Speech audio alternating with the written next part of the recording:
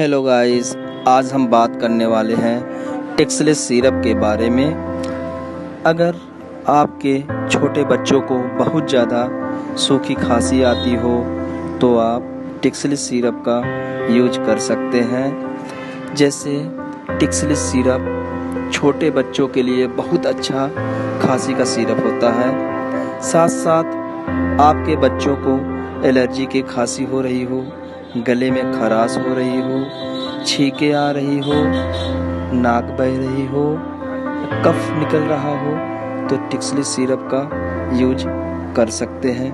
अन्यथा आप डॉक्टर के सलाह से ज़रूर लें।